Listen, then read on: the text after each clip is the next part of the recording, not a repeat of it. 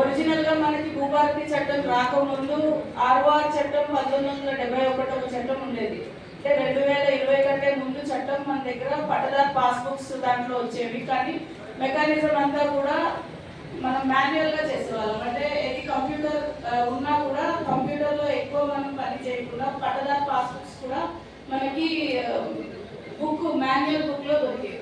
So ఆ చట్టం నుంచి ఇంప్రూవ్ చేస్తూ మనం ముందుకు వెళ్ళాలి అని అనుకున్నప్పుడు 2020 చట్టం తీసుకురావడం జరిగింది.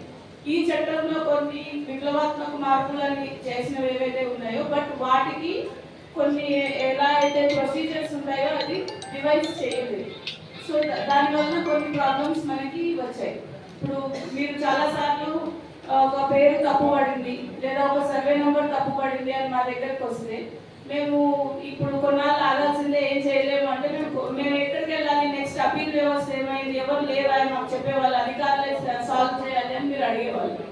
బట్ మేమేం చెప్పాలి, మీరు కోర్టుకు వెళ్ళండి అని.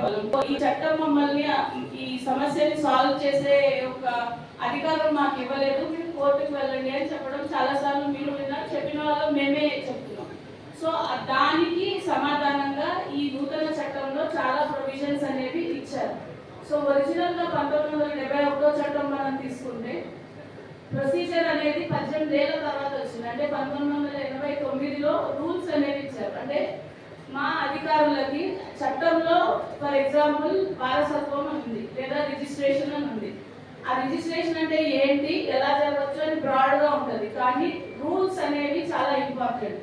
అధికారికి ఎంత రుసుము కలెక్ట్ చేసుకోవాలి, ఏ అధికారి ఏ స్థాయిలో ఎక్కడ సంతకం పెట్టాలి, ఇన్ రిటర్న్ ఇచ్చే డాక్యుమెంట్ ఎలాగా ఇవ్వాలి అనేవన్నీ కూడా రూల్స్ లో ఉంటాయి. సో ఆ రూల్స్ మొదట 71వ చట్టంకి వచ్చింది 18 అంటే రూల్స్ ఇచ్చినవి మనకు చాలా కాంప్లికేషన్స్ అనేవి భూమి మీద ఆల్రెడీ వచ్చేసినాయి.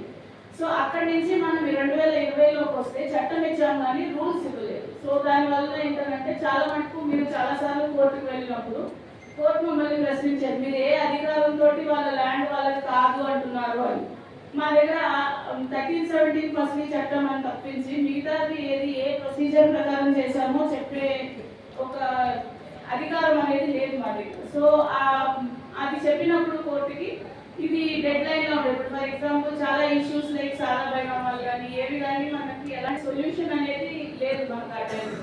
సో ఇప్పుడు ఈ చట్టం ఏదైతే ఉందో ఈ కొత్త చట్టాన్ని రాష్ట్ర ప్రభుత్వం జనవరి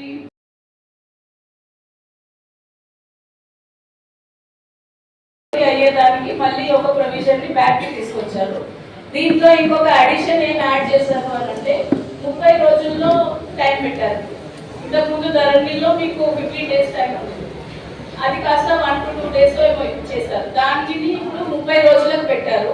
30 రోజులు మళ్ళీ పెంచారు, ఏం ఉపయోగం అని మీరు అనుకోవచ్చు. బట్ 31వ రోజు ఇన్ని రోజులు ఎట్లా ఉండేది, మీరు 15 రోజులైనా 20 రోజులైనా కాగితంకి అది పరిమితం. మీరు తిరిగినా కూడా కొన్నిసార్లు సాల్వ్ కాని పరిస్థితి ఉండేది. కానీ ఇప్పుడు 31వ రోజు ఆటోమేటిక్ గా అది మ్యుటేషన్ అయిపోతుంది, మీరు ఎవరి దగ్గరికి వెళ్ళక్కర్లేదు. అప్పుడు ఏమవుతుంది, ఎవరైతే అధికారి అలసత్వం వహించారో వాళ్ళకి అది ఆపాదింపబడుతుంది. నువ్వు సరిగా ఎంక్వైరీ చేయనందుకు ఆటోమేటిక్ మ్యుటేషన్ అయింది. సో ఇప్పుడు ఏదైనా తప్పు జరిగితే అది వాళ్ళకి పెడతారు. సో దీని వలన అధికారుల్లో జవాబుదారీతనాన్ని ఆటోమేటిక్ గా పెట్టారు, క్లాజ్ అనేది తీసుకొచ్చారు. సో ఇప్పుడు ఎటువంటి ఇప్పుడు కాదు రేపు రండి అని చెప్పే అవకాశం ఉండదు. 30 రోజుల్లో మేము చేయాలి, చేయకపోతే 31వ రోజుల్లో మ్యుటేషన్ అయిపోతుంది ఆటోమేటిక్. సిస్టమే పేరు మార్చేస్తుంది.